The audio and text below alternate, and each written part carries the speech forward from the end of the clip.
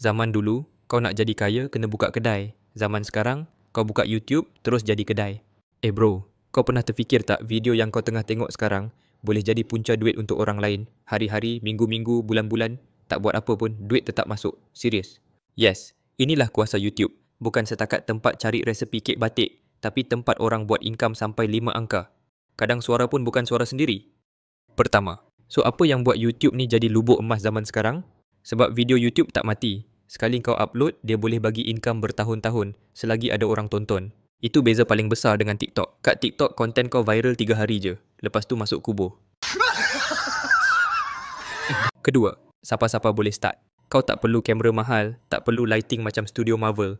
Yang kau perlukan ilmu, idea dan action.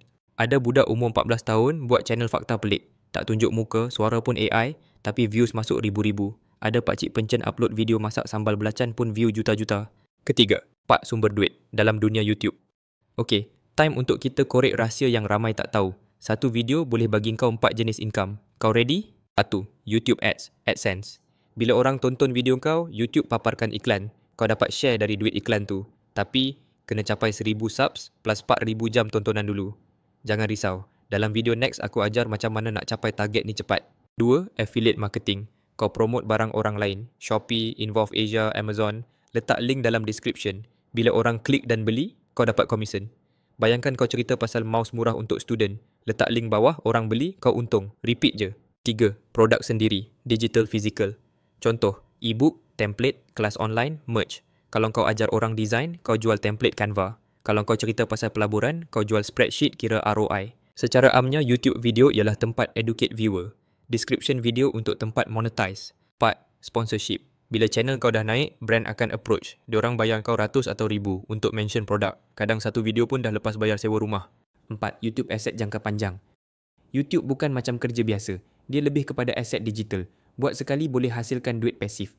Video kau yang tahun lepas, tahun ni pun masih bayar. 5. YouTube versus TikTok versus IG. TikTok cepat naik tapi cepat turun. Instagram hanya sesuai untuk lifestyle dan brand. Tapi YouTube, dia ada search engine. Kau buat video cara buat duit dengan Canva, 2 tahun lagi masih boleh naik. 6. Real talk. Boleh ke buat duit tanpa tunjuk muka? Ini soalan paling ramai tanya. Aku pemalu lah bro, boleh ke buat channel faceless? Bukan boleh. Ramai dah buat dan jadi kaya dengan cara tu. Contoh, channel motivasi, fakta pelik, cerita misteri, anime recap, relaxing sounds, semua ni boleh buat tanpa muka dan tanpa suara sendiri.